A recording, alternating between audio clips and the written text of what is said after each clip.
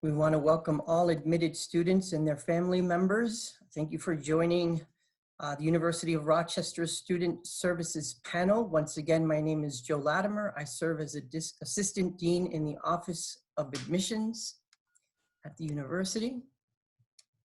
This afternoon, we have staff representing a wide spectrum of departments on campus, including athletics, Center for Experiential Learning and Teaching, dining, education abroad, Intercultural Center, residential life and student activities. Throughout this 1 hour session, you have the opportunity to ask questions. Besides members representing these Student Services Office, we are also joined by Patrick O'Neill and Chelsea Ryback from the Office of Admissions, who will do their best to answer questions that are asked during the presentations. If we want to get started with George Vanderswag from Athletics, each will give a 5-minute overview of their office's programs and services. Once again, feel free to ask questions. George. Hi, welcome everybody. We're excited to have you join us. I am in my 21st year at the university, and it's been a terrific place for me, and I know many of you will experience it in the years ahead, and I know you will feel as strongly about the things happening here as I do. We in athletics and recreation have a very robust program. It is centered around the student participant. The varsity program encompasses 23 sports, 12 for women and 11 for men. We compete at the NCAA Division III level, which is non-scholarship athletics. Our teams are very competitive. We compete in 2 athletic conferences. The University Athletic Association is our primary athletic conference. It's a group of national private research universities across the country. We also compete regionally in the Liberty League, which is New York State based institutions. In addition to the varsity program, we offer lots of opportunities for students to engage in athletics and recreational activities. The intramural program on our campus is very strong, with up to 4,000 participants on an annual basis. We organize various types of intramural sports activities. We also have lots of club sports on our campus. So students who have interest in forming teams, being part of teams that have already been formed, come to us with requests for use of space, and we provide them other support so that they can pursue their athletic interests based on their schedules, which are heavily impacted by their various academic and research pursuits. We also provide recreational opportunities to our students. If you are a full-time student at the university, you have access to all of our athletic facilities. This includes our fitness center, gym space, court space for tennis and squash, the pool, and we offer programming activity on a recreational basis, things like yoga or different types of martial arts activities, anything along the sort of traditional fitness lines. We probably offer it, and full-time students are invited to be part of what we're doing on all sorts of levels. The staff in athletics and recreation are very, very centered on how athletics fits within the overall educational construct. We are very concerned that students have the time to devote to their academic pursuits, to pursue their research interests, and we feel that athletics does fit comfortably within our educational context based on the types of programs that we offer and the opportunities that they have available to them. I'm excited to be welcoming some new students this fall. For us, it's going to be a restart. Many of our students obviously had to go home. That has proven to be challenging for all of us and for them. But they left here I think with a sense that, they're still excited about the return, the restart. And so we're looking forward to, being able to welcome many of you to the campus. And we're happy to answer any questions that any of you might have about how athletics and recreation might fit into your educational interests. Thank you, George. Next up, we have Rachel Remo from the Center for Experiential Teaching, Learning and Teaching, also known as CETL. Sorry, Rachel. Yeah, no worries. My name is Rachel Remo. I'm an assistant dean in the college, and I also am the executive director of the Center for Excellence in Teaching and Learning, which is definitely a mouthful. I often win the prize for longest job title. So what my office does is that we support students and faculty in all aspects of their teaching and learning and academics, success here on campus. And my office employs about 160 students as peer educators, and we probably support another 400 students who are employed by departments with training. So my office is a great place to work, as well as a great place to get support and help. And peer education is a lot of what we do, and I'm really proud of that because our students are amazing people, and the way that we train them in pedagogy allows them to be amazing supports to each other. So the times at which you might interact with my office are when you are studying and you're working hard, but you may not be getting the results that you expect. And what I want to say, especially to parents and students who are, entering for the first time, if you're working hard and you're not getting those results, that's a great time to come reach out to my office, because what a lot of students sometimes do is, just double down on the strategies they're already using that aren't working well for them and just put in more time.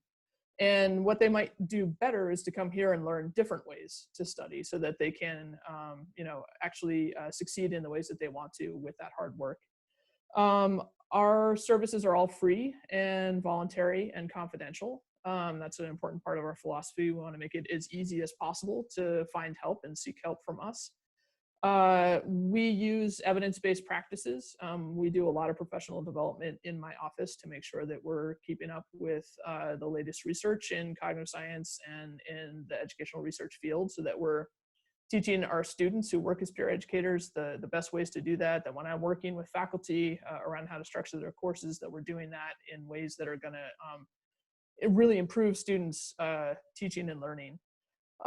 We have a bunch of course-specific programs. So probably our flagship program, and the one that most students interact with, is peer-led team learning workshops. So what workshops are on our campus are that you may take an introductory level course, say biology or chemistry, or a smaller course in, say, linguistics. And you'll have your regular course session meeting. And then in addition, you'll have something called workshops, in which we train peer leaders to lead those. And they're problem-based learning sessions where students meet together in small groups and learn how to navigate problems that would just be a little bit too hard for them to do on their own. And these are a great way to build community, to get to know people in your classes, to work through the hard materials together, and to give leadership experiences to those workshop leaders, and to get them in situations where they get to know their faculty members even better than they did as students. And that can produce research opportunities and other great ways to connect. We also do study groups that are course specific. We have one-on-one tutoring, we have drop-in group tutoring, and that's sort of our suite of course specific supports. And we also have types of supports that if you're struggling in all of your courses around things like time management or exam anxiety or other kinds of things that might be cutting across, we have a study skills program that does one-on-one study skills. We have a study skills course you can take. Some of those sections start 3 and 4 weeks into the semester, so that you can still sign up if you realize that the semester's gotten off to a rocky start for you. Those study skills consultants also work with student groups to deliver workshops, and sometimes even with courses to deliver embedded workshops on study skills. And then our last program is called Study Zone, and that's a dedicated study space in CETL where folks can come and get goal setting support and other types of ways of helping them set goals and stay accountable within a study space and feel, again, connected to that community study zone. So all of our programs, again, are up and running right now. It's been an interesting transition to get them all into virtual space, but they are, and students are coming, and it's been really wonderful to maintain that sense of community. I see one question about working as a peer educator or fellow. We do hire students who both are on work study and not on work study, and it is definitely a job that is open to work study students. So I'll pass it along to Joe. Thank you, Rachel. Next up, Cam Schaff from Dining. Hi, let me take a couple of minutes to introduce my department. I'm Cam Schaff, the Director of Campus Dining and Auxiliary Operations. We are a student-driven program with lots of opportunities for input. We have a strong operational team who are very much a part of the total student support team on campus. Our health and wellness manager will help manage special dietary needs on our campus. We have unlimited meal plans and declining plans, more of that in another slide. And we've got a website with all of the information that you could possibly need about our dining program. Our commitment to quality really begins with our chefs. Our chefs go beyond technique and flavor to ensure that each dish is prepared with integrity and care. And they stay true to these culinary commitments that you see in front of you. Additive-free, responsibly sourced, locally procured, made from scratch. When you look at our meal plans, for first-year students, we have pass plans. We have the unlimited plans and the 150 pass plan. All of the pass plans also have declining. The pass plans can be used, all of the passes, we call them swipes here. The swipes can be used at Danforth, Douglas, Eastman Dining Center, Grab and Go, and then after 8 o'clock, they can also be used in the Pit and Rockies. There are also bonus swipes included in these plans. These swipes don't roll over from semester to semester, but the declining can be used in all of the locations on River Campus, so Starbucks and all of our retail operations. And they can be used, declining can also be used in the dining locations at Eastman and at 3 locations in the medical center.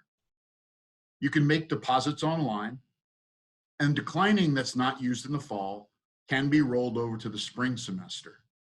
At the end of the year, any declining that is not used will be lost. Euros is an optional declining plan, totally voluntary. If you choose to get it, it can be used in the bookstore where you get a 5% discount, copying, printing, and non-food items in our market. Also, you can use it in vending machines and for tickets for events. Euros can also be used at a limited number of locations off campus. The Euros stays in the student's account for the entire 4 years that they're here, and any unused Euros would be refunded at the end after graduation. You can make deposits in Euros and declining online using that website. So for our dining operations, we have 2 different kinds. The residential, are the Danforth and Douglas on the River Campus, are called that because they're very close to the residence halls, and you pay at the door using a swipe or using declining. You pay at the door and then can have whatever you want. The unlimited is a great way to go because it allows you to really treat the resident dining centers as your kitchen at home. You can come and go as you please. You can come in and get a little bit to eat and go to class, come back later and have maybe a larger meal. So whether you're having 3 meals, the kind of person who likes 3 meals a day or wants to graze all day long, the unlimited plan allows you to do that. Our retail locations, the biggest retail is the Pit, and then right next to the Pit is Rockies, which is our sub shop. Both of those locations are in Wilson Commons. Also in Douglas is our Grab and Go, and you can use swipes there. We have Hillside Market in Susan B. Anthony, the Southside Market out by the Southside Residence Halls, Starbucks in Wilson Commons, Connections in the library, and Pete's out near the Science Quad. And that's what I've got. Thank you, Cam. Next up, Alita from Education Abroad. Hello, everyone. My name is Alita Anthony, and I'm the Director of Operations in our Center for Education Abroad, and just want to talk with you a little bit about the different opportunities that you can have with the university to study abroad. And hopefully my screen share is going to work okay here.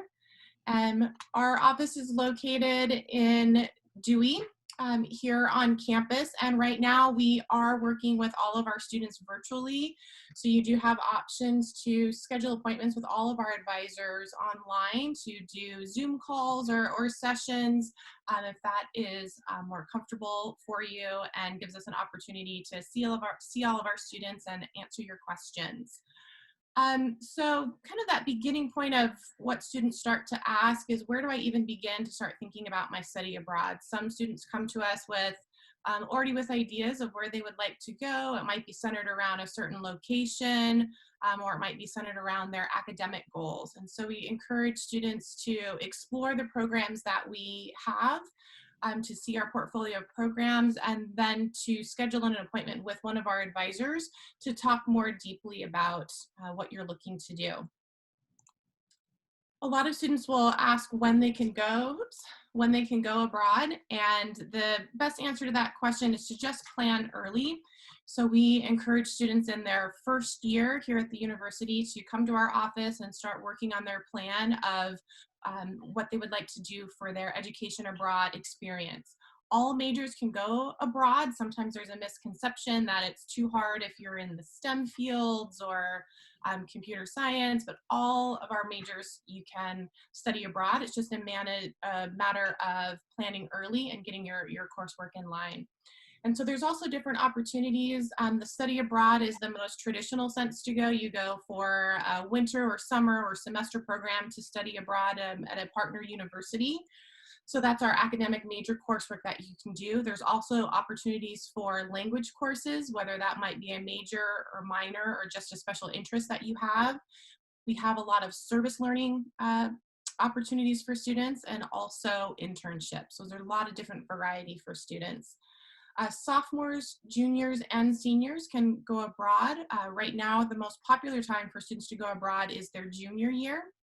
And the only maximum is the maximum they're able to do is a full academic year for their study abroad, but they could do multiple terms. So they could do one semester their junior year, and if they really got the travel bug or there was another opportunity, an internship that they wanted to do their senior year, they could have the opportunity to do another experience.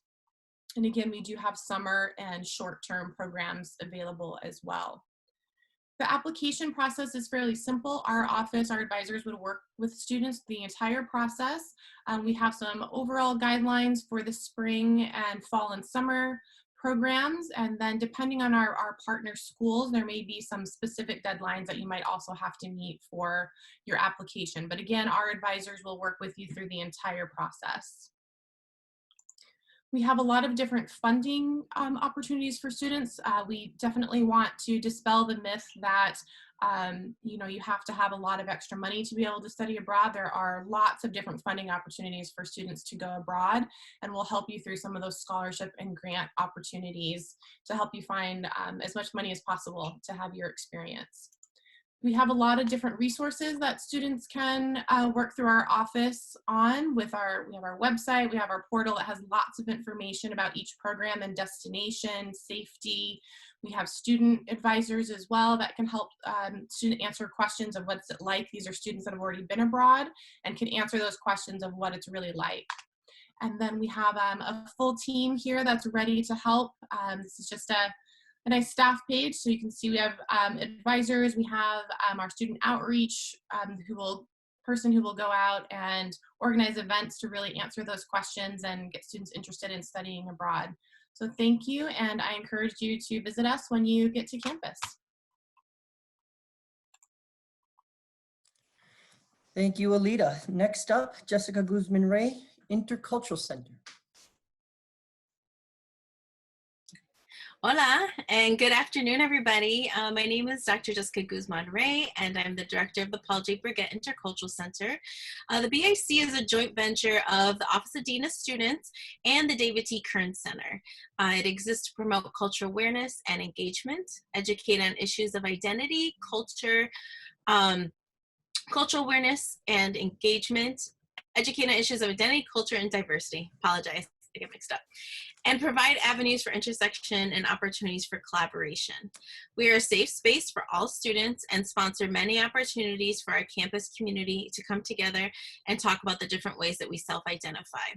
This may include aspects of your identity such as your race, national origin, orientation, gender, religion, ability, just to name a few. We host some signature programs such as the One Community program and our LGBTQ meet and greet, both held during orientation. We also have programs and events throughout the year that are cultural, intercultural, and intersectional in nature. We like to focus on all aspects of your identity. Our center is located in Douglas Commons, and there is a community kitchen on the 4th floor that we use several times as part of our programming. It's really fun. I personally chair the College Diversity Roundtable and respond to bias-related incident reports. In response, we host One Community Dialogues and have a couple of discussion groups that fall under our center. Some of these include queer students of color and tint, transgender, intersex, non-gender conforming, non-binary, and two-spirit group. We also host many trainings and workshops about implicit bias, understanding one's privilege, intercultural communication and awareness, and safe zone training, just to name a few. Myself and our LGBTQ coordinator have been able to offer all of our workshops via a virtual platform now, and we're also available via email, Zoom, or phone calls if you have any questions that you want to follow up with us. And I saw that there was questions. We do employ undergraduate students with federal work study and without within our center, and our program assistants help to plan and staff our programs. They're also trained to facilitate our ever-growing list of workshops. So this is a huge leadership opportunity. All of our programs count towards the Medallion Leadership program, which you'll hear more about. So I'll be happy to answer questions if any come up. Thank you. Oh, you're muted. Yep, sorry, here we go. Next up, Rose Wapples from Residential Life. Hi, everybody. My name is Dr. Rose Waples. I'm the area coordinator for the residential quad, which includes the first year quad. And I have some things to go over with you guys today. So our residential buildings, we have 5 that first year students live in, and they're highlighted on the map here in blue. They're pretty central to the main campus, and in the area, when we have upper class students, they do tend to move out a little bit further, but most of our first year students do live pretty central to campus. Again, I'm in charge of the first year quad area, which is Gilbert, Hoeing, and Tiernan halls.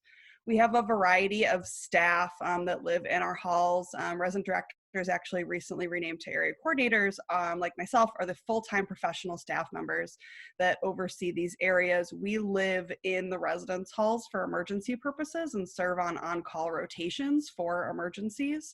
So there is a full-time professional staff member living in each of the areas where your students will live. We also have graduate head residents, or GHRs, who supervise the RA staffs. RAs, of course, first year fellows, which are our live-in academic mentors. DeLions, which are our live-in kind of spirit and welcoming coordinators. They really build community and make sure each student has found their niche in the first year area. And Eco-Reps, which is actually a program that is for first year students. So as an incoming first year student, you can be an eco-rep. They work on bringing sustainable practices to their residential halls that they live on. So a lot of people want to just kind of really know what the spaces are like. We have mostly double rooms. We do have some singles. They are certainly limited in number in the first year areas, but we do have them. Most of those will go to any students that need accommodations or things like that, but we do have a couple. We do also have triples. These are primarily in Hoeing, Gilbert, and Tiernan, and there's a handful in Genesee. There is also a housing discount if you are placed in a triple room. We call those overcapacity spaces. We have a variety of different gender splits in our residence halls. So we have what we call co-ed by random room, or CRR. That's just men and women on the same corridors. There's separate bathrooms for each, but just mixed down the hallway, maybe male, female, or maybe two in a row and then across the hall is different. We also have co-ed by corridor. So an entire corridor would be male and around the corner would be female, for example. And then we have an entire floor that's a single gender. So all three of those exist in our first year spaces. We also have what we call affinity housing. So we have substance-free, non-smoking, which is on or off the floor, and a 24-hour quiet study. All of our areas have courtesy hours and quiet hours, but this area in particular is a 24-hour quiet space. For contracts and assignment processes, this is a lot of the questions that we get early on. A lot of this is done electronically now, but the housing along with the dining contract is due June 3rd for on-time consideration. And anything that's on time is on time. It's considered equal. And if something is late, so after the June 3rd deadline, that could be the first pool that we go to for triples, but depending on the amount of triples we need to go to, being on time doesn't necessarily preclude a triple situation, but being after would certainly increase the chances that you would be placed in a triple.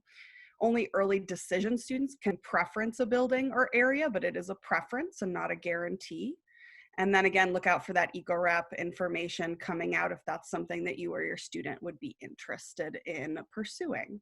Assignments are typically sent in July with enough contact information and time for everyone to reach out to their roommates, coordinate what they're going to bring, talk to each other, start that conversation about how living together is going to be. And that's pretty much my presentation. Of course, lots of room for questions if needed.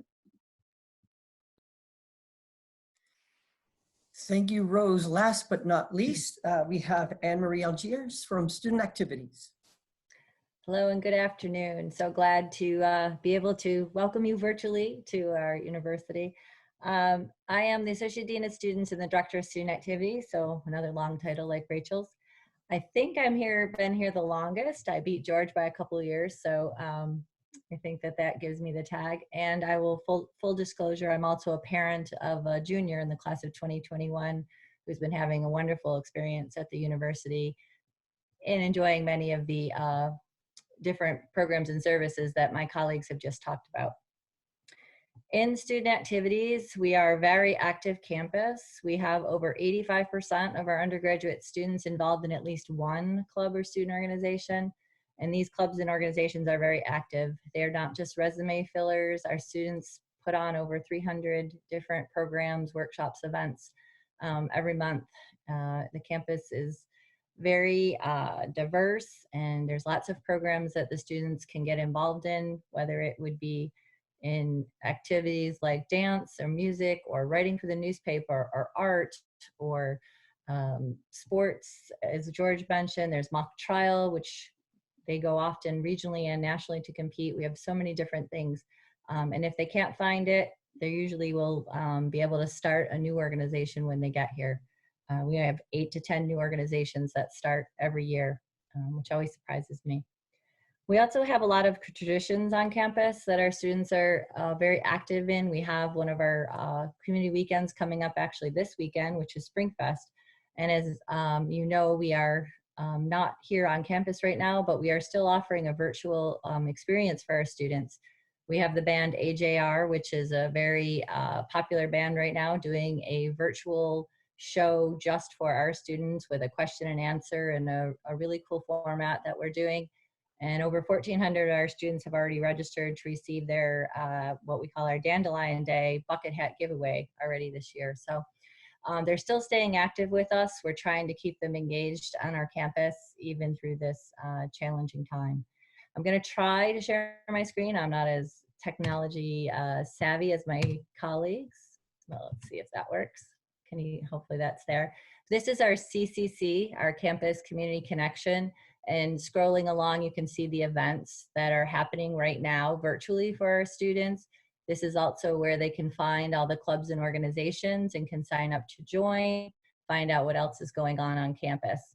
It's a great tool for our students, and other offices like Jessica's are also represented on there, so they can see all the different programs that other areas are offering for students as well. Our grad students are also currently on this same system, which is super helpful. Jessica mentioned briefly our Medallion Leadership program. This is a program that any student can get involved with. They don't even have to be in an organization yet. The first level is for those who would just like to start exploring their own leadership styles. And as they engage more and more with the campus, they can move on into different levels and join. The second level gets them more about group involvement. And then the third level is a deep dive into a singular social change type experience. And they can be a part of our Medallion Leadership Society, and they actually get a medal at commencement to commemorate that achievement. So lots for them to do, and I'm going to cut there because you've heard a lot of us talking at you, and leave it open for questions.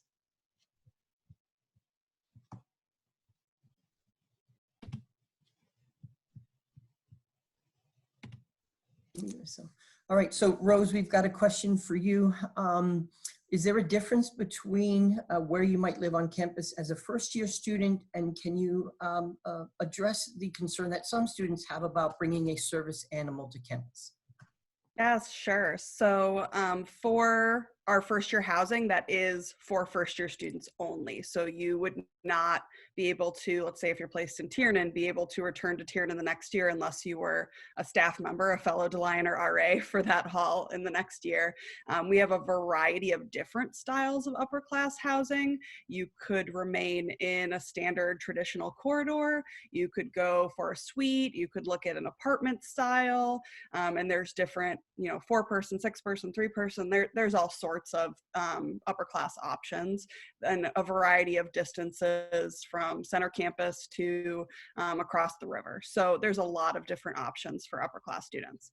In regards to service animals, or really any accommodation, emotional support animals, or any other accommodation you could need, definitely check out the Disability Support Services website, and you're going to need to fill out accommodation paperwork and provide paperwork for that. None of that goes through ResLife directly. We get from the intercessor a recommendation from your accommodation, and then we fulfill that. So please do not send us all of your medical documentation. Go ahead and do that through the proper website there, and then they will tell us what they're recommending that you need, and then we will take care of that. Certainly, if you do have a service or support animal, I would personally recommend one of the first things you do when you arrive is just talk to your RA quick and make sure that they know. You certainly don't have to do that, and they're not notified from the main office, but it certainly helps just for them to kind of know that they might have an additional resident there. Great, thank you. Next question, George. Students express concerns about playing a varsity sport, but maybe those being in conflict with evening practices, games, with labs and study groups. Can you speak a little bit about negotiating that conflict? Sure. We work with the college in terms of how the academic schedule works with our athletic practice and competition schedule. The policy of the college is that no required courses can be offered after 4:45 in the afternoon, unless there's an alternate section of that same course offered at another time. That doesn't mean we're free of all conflicts, depending on how students put together their schedules and what their other types of activities are. But for us, academics become first. So you do not miss class to attend practice ever. So for students who do run into conflicts, we have to work with them with respect to how that, that's going to work in terms of their athletic involvement. But as a policy, we do our best to try to avoid as many conflicts as possible. Thank you. A question has come through about the ability to walk on to a particular sports program. In this case, I believe it's cross country. Can you speak a little bit about that? Sure. So we do provide walk-on opportunities for all of our sports. I would say that it is challenging to walk onto a team, but in terms of the opportunity, it is there for those who are at a skill level where they do warrant a place on a team. So many of our students on teams are identified before they come to Rochester as having the skill level where a place on the team makes sense for them. For students who we haven't previously identified, we want to provide them the opportunity to walk on, and we do so in every sport. Great, thank you. Next question, Rachel. The study skills consultants that are available through your office, what can students expect from that consultation, that first meeting in that office with that person? Can you speak a little bit about that? Yeah, absolutely. So our study skills consultants, we try to employ graduate students from the Warner School of Education, which is a division of U of R. We also have permanent staff members who do study skills consulting. And typically in the first session, we try to learn about the student and what their goals are, what they perceive their challenges to be, and try to figure out what kinds of things that we can do that will help them in the ways that make sense to them. We're not there to impose any sort of program on them that isn't going to work for what they perceive their needs to be. So it's really important for us to build rapport with the student and to understand what they want out of the sessions. And then we will transition to, once we've understood that, to trying to figure out how can we use the kind of evidence-based understanding of how best to learn to inform those goals that the student holds. So you typically would come into our office and then meet in a private office with one-on-one with the study skills consultant to sort of build that initial understanding, and then move on from there to learning strategies that are specific. We often recommend that students return if they want to set up weekly meetings with study skills consultants. We have a lot of students who do that until they feel comfortable. We have students who prefer a course-based format, and we offer a study skills course called Methods of Inquiry. We have students who prefer just really the accountability, and they do better with study zone. So it's a wide variety of programs, and we try to find what's going to be the best fit for the student. Mm-hmm. Is there ever a situation where, sorry, Rachel, this is a follow-up. Is there ever a situation where a student, there is no tutor for the class that they're currently enrolled, and how do they seek that support? Yeah, so that does sometimes happen. It is the case that we employ a lot of tutors across a range of disciplines. And if there's a course that isn't covered, our initial step would be to reach out to other tutors that we already have employed who are working in that discipline to see if that's an additional course that they could pick up as coverage that they've already taken it. We only employ tutors who have already taken that same course. Because we find that really helps with the tutoring sessions, that the tutors understand the context in which students are bringing questions to them. And we also only employ tutors who've been trained as peer educators, because we really want to make sure that they're doing a good job pedagogically. So we will try first to find a tutor within our existing pool. If we can't do that, then we will reach out to the instructor of that course to see if there is a peer educator who's been trained otherwise by our office, or by the department that might not be currently working as a peer educator for us as a tutor, and then we'll try to hire that person.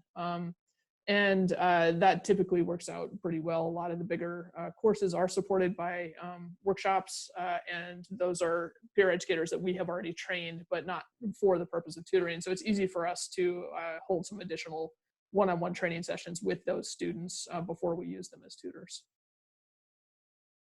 Great, excellent.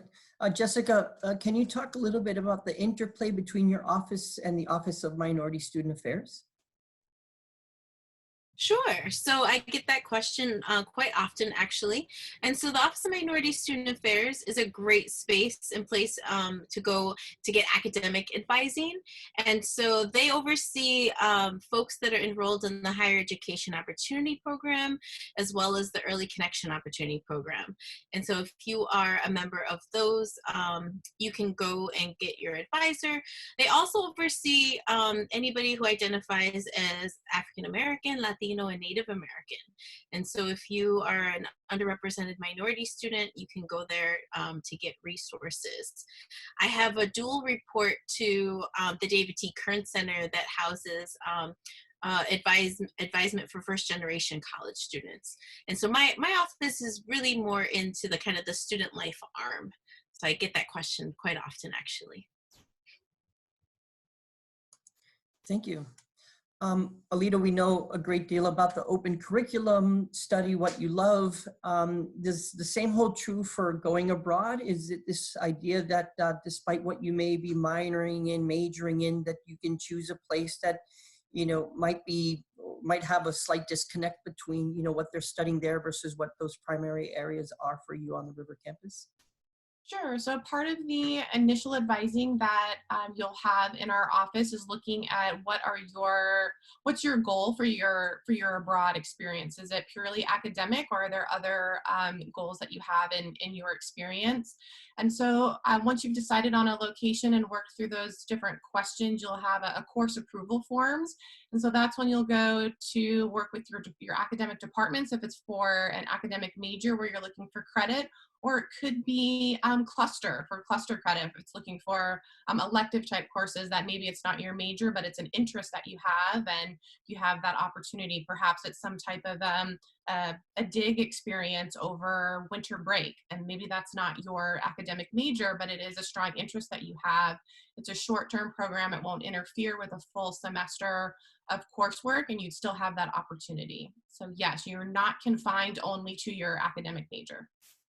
That's great. A follow-up, we have this pretty unique program called Take 5, which gives students the opportunity to stay a fifth year tuition free to study something that they didn't have the opportunity to study over the course of the first 8 semesters. Is there, or could there be in a student's proposal, a study abroad component to that Take 5 year?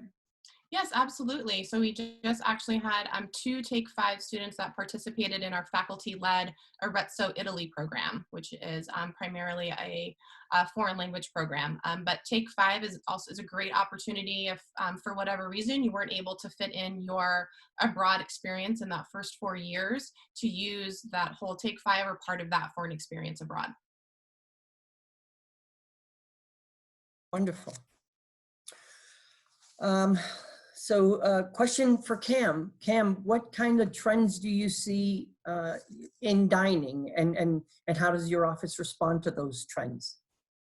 Well, one of the most important trends is one called Plant Forward, and that is making sure that people are eating well-balanced meals where most of our entrees don't include a huge piece of meat as the principal part of the plate. We're certainly not vegan and vegetarian only on our campus, but we think Plant Forward is a very, very important way to go.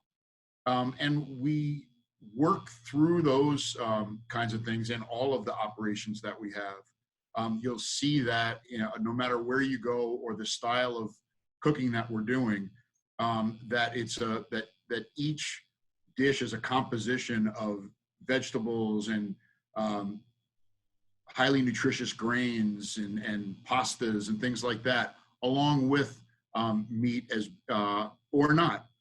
Many of our dishes, you can think of the meat can be as one of the items that you can add. And if you don't want the meat, the dish is absolutely wonderful without it. Wonderful, thank you very much. All right, so I'm looking to see if there are any questions here.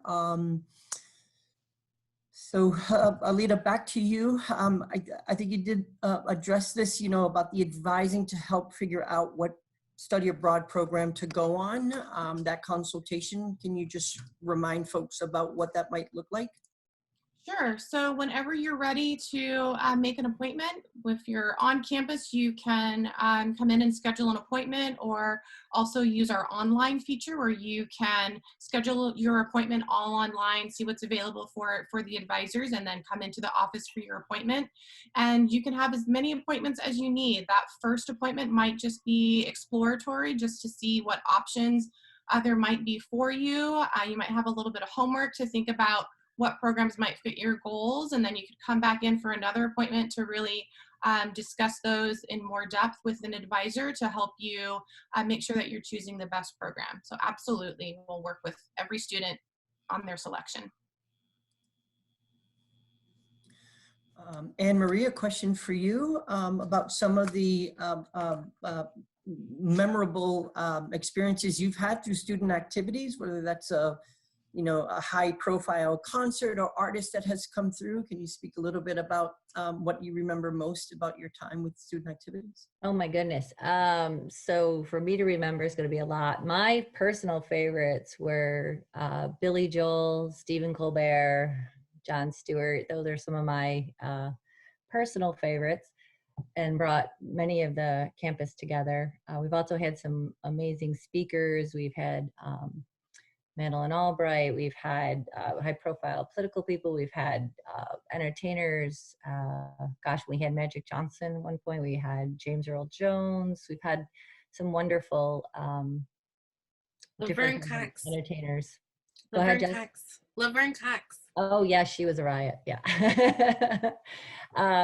Yeah, there's so many different programs that we have, and those are like sort of those big giant ones, but I think there's also been a lot of great programs that I've enjoyed that have been smaller, but they were focused on a particular population that was also really pertinent for that particular group and meaningful for that group. So that's kind of what I love about our campus. We have everything from those small, intimate kind of ones where you can find that social niche that kind of works for you and creates your friendships. And then there's also those big, huge, everybody's coming out and gathering and going to as well. So I think there's a little bit of everything on the campus. And I think that's what I love so much about it. And that people do find a place.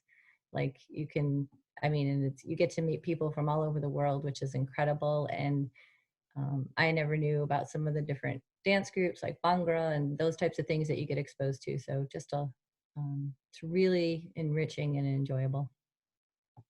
Thank you, Rose. We've got a pretty popular question that we get around this time of year around the assignment for the particular housing unit, how are roommates match, if there's a questionnaire where students are sharing more about themselves, and how is that assignment done?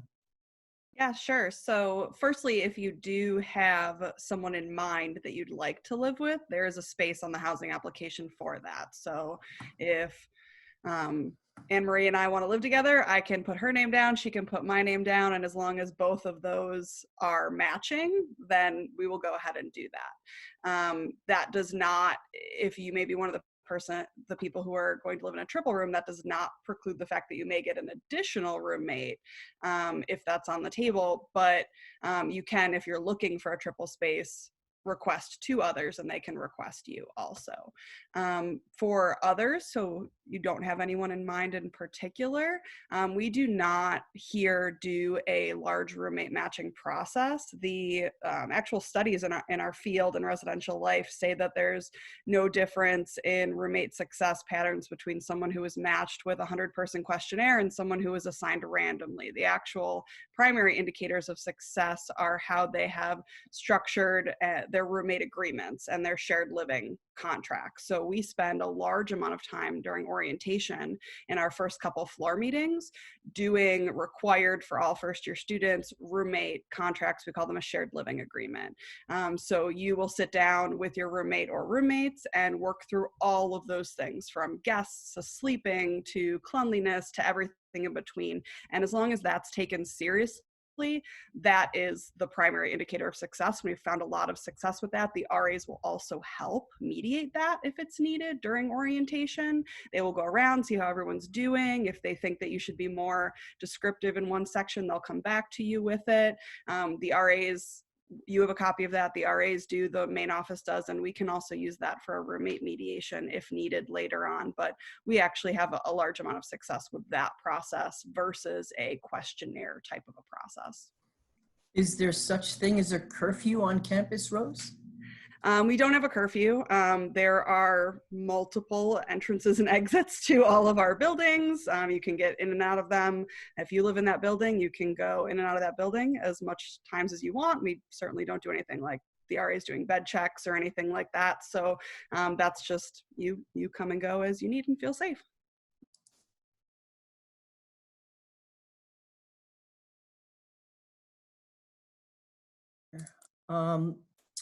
Any final thoughts from you here as panelists this afternoon? Anything that's on your mind that you'd like to share with the audience as they consider where they might end up in the fall for college? Any helpful hints that you want to share? Things to be thoughtful of, cognizant of as it revolves around your particular, services that you provide? I'd like to add one thought, if that's okay. I've either been a student or worked or been a graduate student at a bunch of universities. And to me, Rochester is a really, really special place because it is a Research One university and there are amazing faculty here doing amazing research. But because we have so many more undergraduates than graduate students, undergraduates get that direct access to these professors and to those research opportunities and get to do incredible things in labs and in performing arts spaces and other things, working directly with those faculty. And that's something that I didn't experience at more graduate focused places. And I'm really proud to support the kind of quality teaching and learning that we do as a result of that focus on undergraduate education and research, which I think is a really special combination. And this is Cam, and I'd like to follow up on that by saying I've been on a number of different campuses, and none of those places are like the University of Rochester in the ability of students to shape their institution. From impacting our dining program to discovering themselves and finding clubs and starting clubs on campus. I've never been on a place that allows the students to have so much leeway in creating their own experience and helping share their experience with others so that they impact the experience of others. Yeah, Kim, what I think is impressive when I'm in one of the dining facilities is that little feedback scenario that you have going on where people use a sheet of paper, a napkin to give a compliment, to make a request, and how those are responded to in a timely manner by your very friendly staff. So it's always a delight to be in one of the dining halls because of how accommodating your staff is with our students. Thank you. Anyone else? Joe, I'd like to say, if whatever you want to do, almost anything you want to do, you can do it here and you can do it at a high level. So congratulations, good luck. You've obviously put yourself in a great position. We'd love to have you here, but we understand that, some of you are going to make other choices and we wish you the best of luck. Absolutely. All right, well, I think that's a wonderful note to end on. We want to thank George, Rachel, Cam, Alita, Jessica, Rose, and Anne-Marie, Patrick, and Chelsea for their time this afternoon. We hope everyone stays safe and healthy. On behalf of the University of Rochester, congratulations to all of the admitted students and their family members. Good luck. Let us know if you need anything, and best wishes. Thank you.